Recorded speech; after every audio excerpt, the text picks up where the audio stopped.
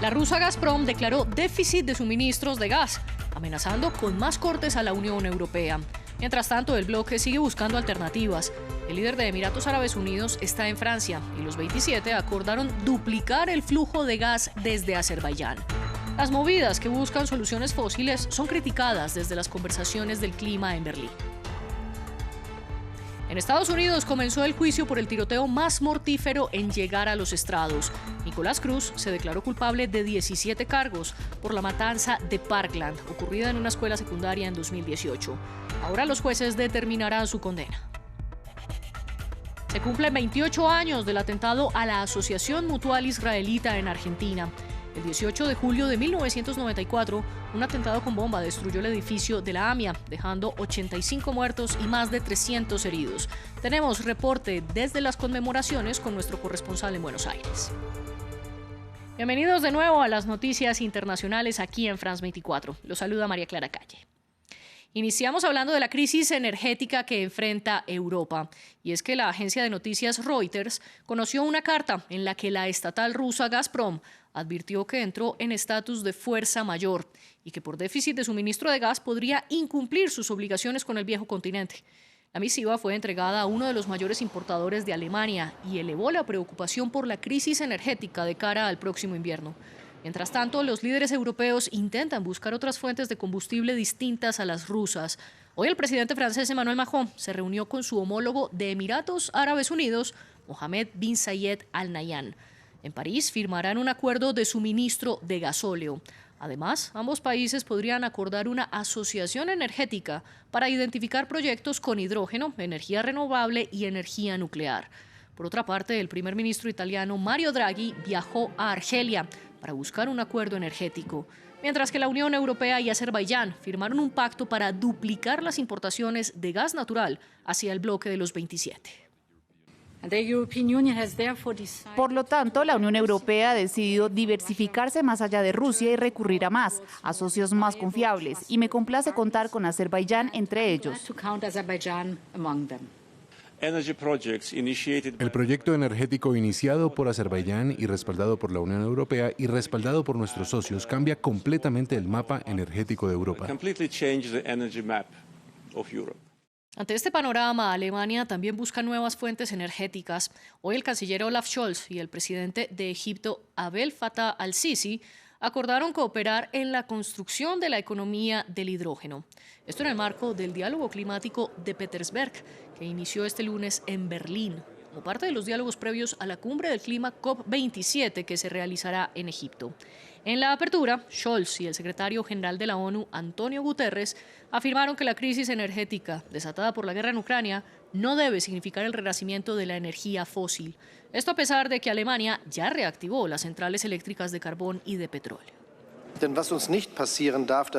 Lo que no debe pasarnos ahora es que nos deslicemos hacia un renacimiento global de la energía fósil y del carbón en particular. Nadie puede estar satisfecho con el hecho de que aquí en Alemania la proporción de generación de energía a base de carbón está aumentando de nuevo como reacción a los cuellos de botella inminentes en el suministro de gas. Esto hace que sea aún más importante dejar una cosa muy clara. Esta es una medida de emergencia temporal que no irá en detrimento de nuestros objetivos climáticos. Lo mismo se aplica a las inversiones en infraestructura de gas. Excelencias, hace 8 meses salimos de la COP26 con un 1.5 grados para soporte vital. Desde entonces, su pulso se ha debilitado aún más. Las concentraciones de gases de efecto invernadero, el aumento del nivel del mar y el calor de los océanos han batido nuevos récords. La mitad de la humanidad está en una zona de peligro por inundaciones, sequías, tormentas extremas e incendios forestales. Ninguna nación es inmune. Sin embargo, seguimos alimentando nuestra adicción a los combustibles fósiles. Lo que más me preocupa es que al enfrentar esta crisis global no estamos trabajando juntos como una comunidad multilateral. Y mientras la Unión Europea enfrenta una crisis energética detonada por la guerra en Ucrania, en este país continúan los enfrentamientos. Kiev advirtió que los rusos se están reagrupando en la región del Donbass. Los informes aseguran que las tropas de Moscú priorizan los avances alrededor de Bakhmut, e incluso las milicias prorrusas de Lugansk aseguraron hoy que ya tienen el control operativo de Siversk. Hasta allí llegaron nuestros enviados especiales Catalina Gómez Ángel y Oriol Andrés Gallard. El fuego de la artillería va dejando columnas de humo a su paso y con él grandes extensiones de campo quemado. Hasta hace unas semanas la batalla estaba en una vía paralela y hacia las rutas de Lysychansk y Severodonetsk se ha trasladado a este lugar cada vez más cerca hacia las ciudades de Sloviansk y de Bakhmut. Y ahora se añade un dramatismo más, ya los campos están amarillos, la cosecha está lista para ser recogida y cuando cae la artillería se prende el fuego en estos cultivos. Roma muestra el esqueleto de algunos de los cohetes con los que son atacados. Aquí lleva inscrito el modelo 332, dice. Asegura que este tipo de bombas, racimos que son prohibidas en la guerra, son las que están usando para operaciones ofensivas. Estos hombres de la Brigada 14 llevan casi 2 meses sosteniendo la posición de las cercanías de la población de Siversk, estratégica para la defensa de las ciudades de Bakhmut y Sloviansk. Ellos pararon en Kiev, pero no aquí. Están intentando penetrar por este terreno todo el tiempo como serpientes y nosotros no tenemos otra opción que detenerlos, matarlos. El ministro de Defensa ruso aseguró que el 16 de julio se acababa ese parón operativo de las fuerzas rusas. La realidad es que en los frentes de batalla del Donbass este parón no se ha sentido y aquí dicen que siguen viviendo el mismo infierno que vivieron en la lucha de Severodonetsk y Lysychansk. En esta vía decenas de hombres y armamentos se mueven dando apoyo a la defensa. Las poblaciones de alrededor son atacadas permanentemente y en la retaguardia decenas de equipos médicos están listos. El doctor Igo asegura que las posiciones de esta zona están bajo constante fuego. No he visto nada de la pausa operativa. Tenemos mucha gente herida que llega desde las posiciones del frente, no tantas como antes, pero casi todos los días tenemos algo. La permanencia de algunos civiles en la zona hace aún más difícil la labor de los equipos médicos. El doctor Vladimir pasa horas en esta posición a la espera de pacientes. Momentos antes del encuentro, atendió a 3 niños heridos en una vivienda a pocos metros de donde se encontraban. Sus imágenes registradas en los teléfonos son imposibles de mostrar por su crudeza. Los niños son lo más horrible de este trabajo. Me acostumbré a los adultos, a los soldados heridos, a ver mucha sangre, pero con los niños es muy difícil. En esta vía, los anuncios de un recrudecimiento de la ofensiva rusa parecen palabras vacías. Aquí la guerra nunca se detuvo. Europa padece altas temperaturas en la segunda ola de calor que ha vivido en este mes. Francia y Reino Unido entraron en alerta roja, superando incluso los 40 grados centígrados en lugares donde históricamente nunca se habían alcanzado estas cifras. Incluso el aeropuerto de Luton, en Inglaterra, se derritieron sus pistas. La ola de calor asola al viejo continente. Un momento crítico. En Francia, 15 departamentos en alerta roja. Los evacuados por los incendios forestales superan ya los 16.000. En la región de Gironde, al suroeste, las llamas recobraron intensidad, por lo que las autoridades piden extremar las precauciones. Vamos a tener una jornada que va a ser complicada, ligada a las temperaturas, pero también ligada al cambio de la dirección del viento, lo que significa que ciertas zonas que hoy no se han quemado, durante el día o al menos al final del día, es probable que lo hagan. Por su parte, la Comisión Europea prometió movilizar la asistencia necesaria para paliar los efectos de esta ola de calor. A medida que surgen más y más incendios forestales en toda Europa, la Comisión Europea sigue trabajando incansablemente para movilizar la ayuda a quienes la necesitan. Por supuesto, seguimos vigilando la situación durante esta ola de calor sin precedentes y seguiremos movilizando el apoyo que sea necesario. Este lunes, el presidente del gobierno español visitó algunas de las zonas más afectadas por los incendios y se refirió al cambio climático como el fenómeno que está detrás de la catástrofe. En España, las llamas ya dejan 2 víctimas mortales. Quisiera trasladar una evidencia, y es que el cambio climático mata. Mata personas, como hemos visto. Mata también nuestro ecosistema, nuestra biodiversidad. Y también destruye los bienes más preciados del conjunto de la sociedad que se ve afectada por estos incendios, sus casas, sus hogares, sus negocios, su ganado. Reino Unido también ha empezado la semana bajo la alerta de temperaturas extremas. Para algunos ya es momento de aprender a convivir con esta nueva realidad. Creo que el cambio climático está definitivamente ocurriendo. Tenemos que hacer algo al respecto, pero aparte de eso, solo hay que aprender a vivir con él.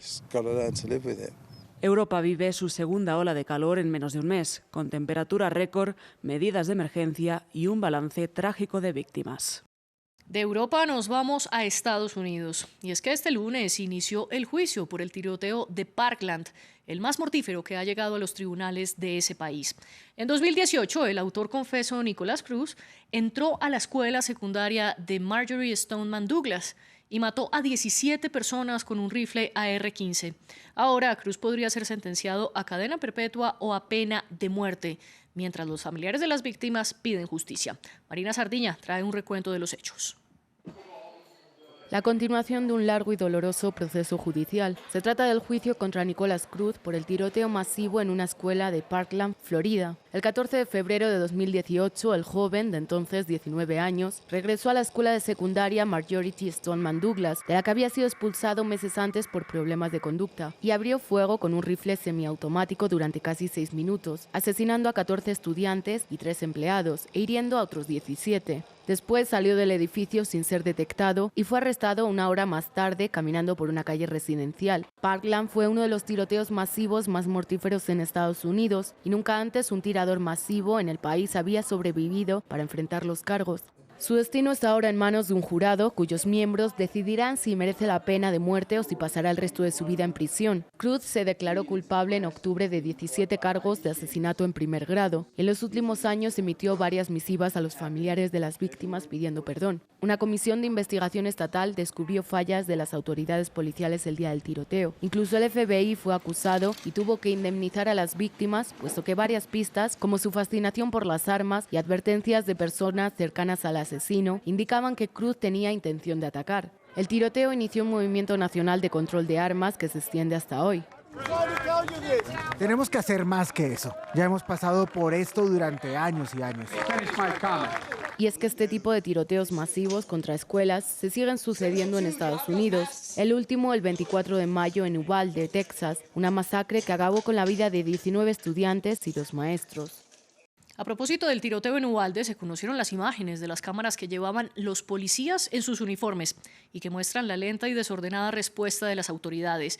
Esto hace parte de un informe elaborado por un comité de la Cámara de Representantes de Texas y que detectó graves errores de coordinación entre las fuerzas de seguridad locales, estatales y federales. Los cerca de 400 uniformados desplegados en el operativo se demoraron más de 1 hora en abatir al tirador Salvador Ramos. El reporte afirma que una acción temprana hubiera salvado la vida de algunos de los 19 niños que murieron junto a 2 profesoras. Y una procesión de 52 autobuses escolares vacíos salió de Basalt, Texas, en protesta por las masacres contra niños en ambientes escolares. Los vehículos fueron adornados con coronas florales, decoraciones y las letras Museo Infantil de la Asociación Nacional del Rifle. El convoy de 1 milla de largo representó con sus asientos vacíos a 4.368 niños que han sido víctimas de la violencia armada desde 2020 y se dirigió hacia la casa en Houston del senador Ted Cruz, quien es el principal receptor de fondos para cabilderos de armas en el estado de Texas. Se cumplen 28 años del atentado a la Asociación Mutual Israelita Argentina, la AMIA, una institución comunitaria de la colectividad judía argentina. El 18 de julio de 1994, un atentado con bomba destruyó el edificio de la entidad, matando a 85 personas y dejando a más de 300 heridos. En la conmemoración de este lunes en Buenos Aires, las víctimas volvieron a pedir justicia. Allí estuvo nuestro corresponsal Natalio Cosoy. Con la consigna Volvemos a Pasteur se lleva adelante este acto aquí en la ciudad de Buenos Aires. Pasteur es la calle en la que se encuentra el edificio de la Asociación Mutual Israelita Argentina, es el nuevo edificio. El antiguo edificio también estaba aquí, fue el que fue destruido por el atentado con bomba en 1994. Y la vuelta a Pasteur tiene que ver con que durante los 2 años de pandemia de COVID-19 más duros, no se pudo hacer en forma presencial este acto conmemorativo y de pedido de justicia por las 85 víctimas mortales, los más de 300 heridos causados por ese atentado, el más grande en su tipo en Argentina, uno de los más importantes en América Latina, aquí en Argentina, cuya comunidad judía es de las más grandes del mundo y la más importante en número de aquí de América Latina. Así llegamos al final de las noticias, pero los invitamos a que sigan con nosotros.